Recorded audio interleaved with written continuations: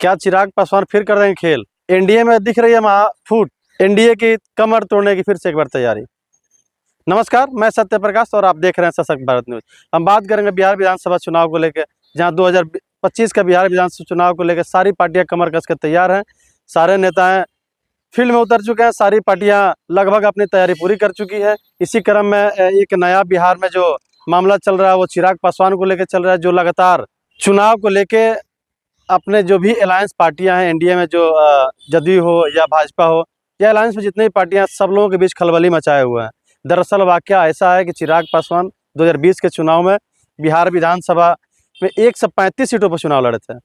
आपके जानकारी के लिए बता दें कि तब 2020 के समय भी एनडीए के एक पार्ट हुआ करते थे चिराग पासवान, और हालांकि अभी भी एनडीए का ही पार्ट हैं और केंद्रीय मंत्री भी हैं, लेकिन तब भी एनडीए के पार्ट रहते हुए उन्होंने बिहार विधानसभा चुनाव में एनडीए से अलग होकर 137 सीटों पर चुनाव लड़ा। विशेष करके उन सभी सीटों पर उन्होंने अपना कैंडिडेट उतारा जहां से जदयू के उम्मीदवार थे, क्योंकि उनकी विशेष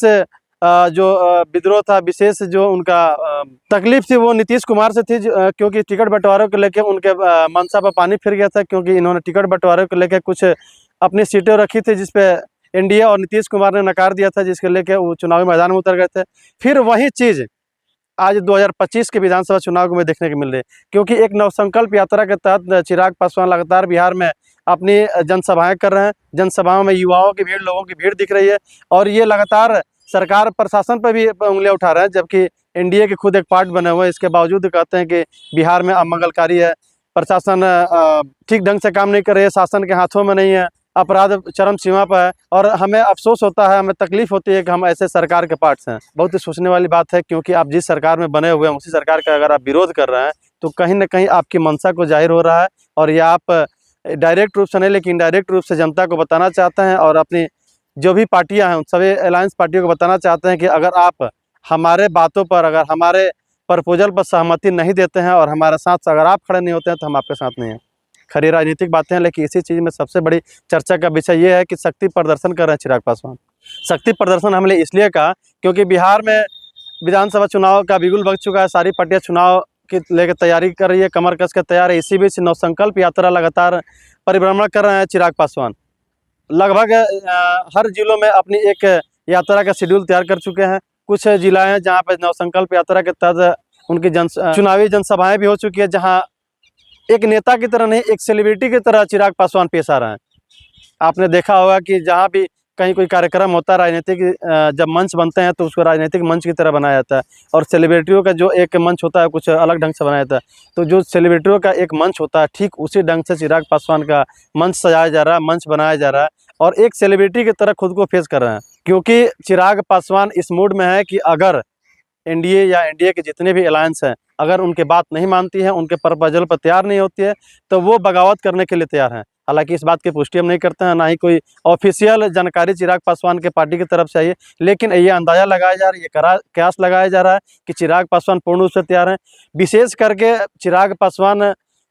जो 2020 के विधानसभा चुनाव की सीटें थी, उसमें से 10 ऐसे सीट हैं जहाँ पे चिराग पासवान के कैंडिडेट दूसरे स्थान पर थे। चिराग पासवान की वजह से 10 सीटों पर सीधा सीधा नुकसान हुआ था एनडीए को। वो 10 सीटें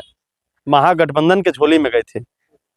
और आज जब 2025 का चुनाव नजदीक आया तो चिराग पासवान कुल 41 सीटों की मांग कर रहे हैं एनडीए से। एनडीए अलायंस पार्टी से 41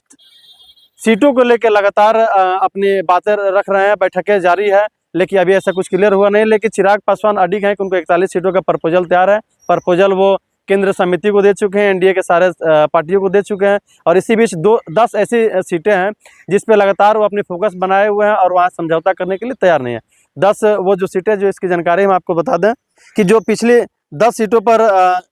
चिराग पासवान के जो कैंडिडेट थे वो दूसरे नंबर पे थे, जिसमें हुलास पांडे जो कि ब्रह्मपुर विधानसभा क्षेत्र से लड़े हुए थे, दिनारा विधानसभा क्षेत्र, हरनौत, जगदीशपुर विधानसभा, एकमा, सिमरी बख्तियारपुर, सुगौली,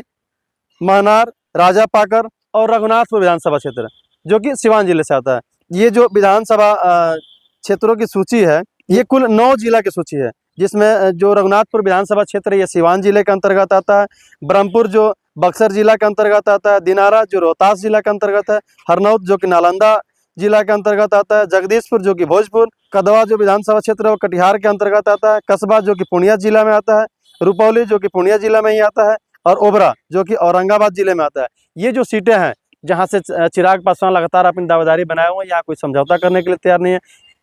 हालांकि इसको लेकर जदयू खेमे में खलबली मची है, क्योंकि ये सारी सीटें जदयू की अपनी एक विरासत वाली सीट रही है, जहां से लगातार जदयू अपनी पकड़ मजबूत बनाए हुए थे और लगातार उनके विधायक भी बने हुए थे। लेकिन सभी सीटों पर 2 नंबर